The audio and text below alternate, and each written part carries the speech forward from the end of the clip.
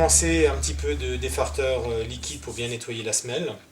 D'une bougie pour boucher les trous. On va racler l'excédent de bougie avec une grosse lime. On a bien sûr besoin de la carde pour nettoyer la lime. Raclette métallique pour vraiment bien finir la semelle.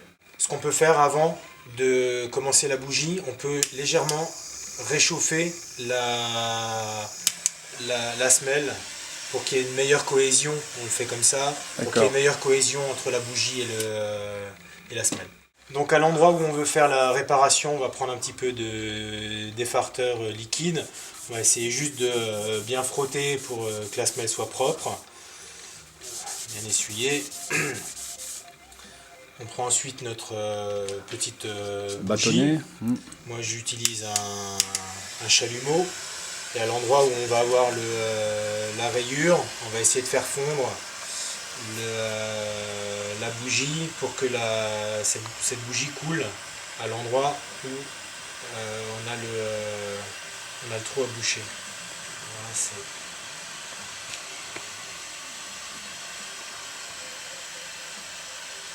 Voilà. On arrête. Et on va laisser sécher un bon quart d'heure pour que le produit soit totalement froid et qu'on n'abîme pas le reste de la semelle en le raclant. On va utiliser la grosse lime, on va la poser perpendiculaire, pas perpendiculaire à 45 degrés par rapport à la semelle. Et là on va venir racler pour ôter les excédents de bougie. Donc ça fait des gros copeaux si la lime est en bon état. Voilà, on va ôter tous les excédents. On ne peut pas appuyer comme un bourrin, sinon on risque d'abîmer l'écart, mais juste ce qu'il faut. Voilà. Donc là, on a ôté la totalité de l'excédent. Il reste encore un tout petit quelque chose, mais qu'on finira ensuite avec la raclette. Voilà, là c'est bon. Donc une fois que le gros a été ôté avec la grosse lime, on va utiliser une raclette qu'on va poser aussi 45 degrés par rapport à la semelle et bien affûter. Et donc là on va pousser et on va aller ôter. Donc on voit il y a encore des petits trucs qui s'en vont là. Voilà. Donc une fois qu'on a fait ça, si vraiment on veut peaufiner, on peut utiliser la grosse lime qu'on avait avant. On entoure autour de cette lime une toile émerie de 60, et à l'endroit où on a raclé, on peut venir encore un petit peu s'amuser à peaufiner comme ça, en tenant le papier bien perpendiculaire à la semelle. Pour avoir un travail efficace, on va utiliser une cale, donc avec une angulation différente en fonction de ce qu'on veut. Pour faire du ski normal, 90 degrés suffisent. Pour bloquer la lime, on va devoir utiliser des pinces comme ceci, qu'on va venir mettre sur la lime. Pour finir le travail, on peut utiliser une petite plaquette diamantée comme ça qui va vraiment venir polir la carre à la fin. Je me munis de gants parce que c'est un petit peu coupant et les copeaux de métaux dans les mains c'est pas très agréable.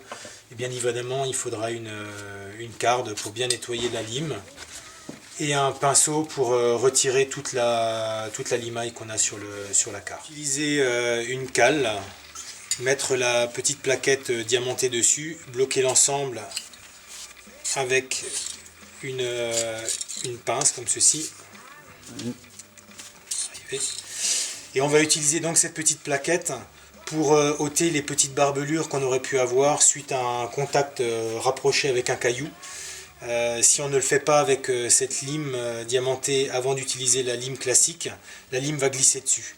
Donc le métal étant tellement dur suite au contact avec le caillou qu'il a durci et la lime n'accroche pas. Donc ça va permettre de bien lisser la carre. Donc on va juste passer comme ça, de telle façon à ce que la lime glisse bien sur la totalité de la longueur du ski.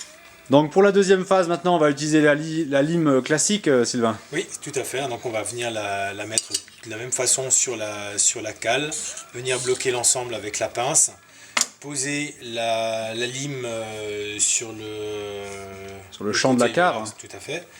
Et sans mettre de pression, on va sentir que la lime va accrocher sur la carre et on devrait avoir des petits copeaux de métal. Voilà. Il faut juste, sans appuyer fortement, juste faire glisser l'ensemble. Ce qu'on peut faire de temps en temps si on veut que ça soit propre et pas en remettre partout, juste passer avec un pinceau, ôter la limaille de fer. Voilà. Ouais, et là on entend que la lime elle accroche vraiment la carre. Pour commencer l'affûtage du ski, on va commencer par le plat du ski. On va utiliser toujours cette petite plaquette diamantée qu'on va passer sur la carre comme ça pour bien s'assurer qu'il n'y ait pas de petits ressauts. Une fois que c'est bien lisse, à ce moment-là on peut prendre la lime qu'on va venir poser à plat comme ceci et on va la faire glisser tout doucement sans appuyer, juste que la carre soit lisse. Voilà.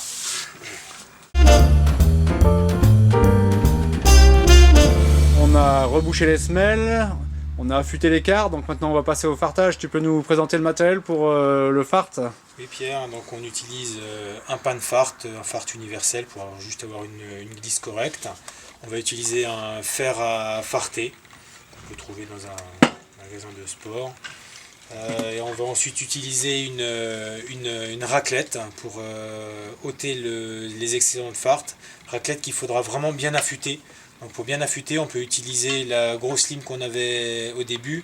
Moi j'utilise un truc tout simple, j'ai récupéré une cornière qui est bien à angle droit et je vais venir l'affûter sur cette cornière grâce à la lime. Et pour finir, une fois que le fart a été raclé, eh ben on va brosser le ski pour réouvrir toutes les petites stries du ski pour qu'on ait vraiment une bonne glisse. Donc une fois que le ski a été préparé, on va juste passer un petit coup de pinceau pour s'assurer qu'il ne reste pas de limaille de fer sur le ski. Si on veut nettoyer un petit peu sa semelle avant d'utiliser un fart de glisse, on peut utiliser de la paraffine. Donc voilà, en vent, la référence c'est un fart qui s'appelle le R021. Et on va venir le poser sur la semelle, comme ça, juste en une passe là, il n'y en a pas besoin de beaucoup.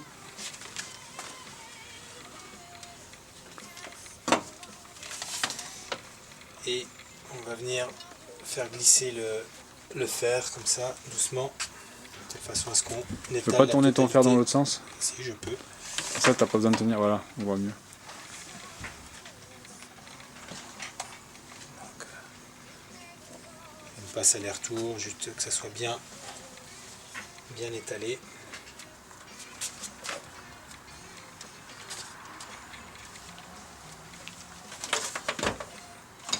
Et là, avec la raclette bien affûtée, on va racler à chaud. Pour enlever... Sortir toutes les cochonneries qu'il peut y avoir accrochées sur la semelle. Ça va du gras du téléski, en passant par le mazout de la dameuse, ou des cochonneries qu'on peut récupérer en dehors des pistes. Ok, d'accord. Voilà. Bien raclé. Et une fois qu'on a fait ça, on va passer un coup de brosse, toujours dans le sens spatule-talon, comme ça, et on va réouvrir les stries du ski.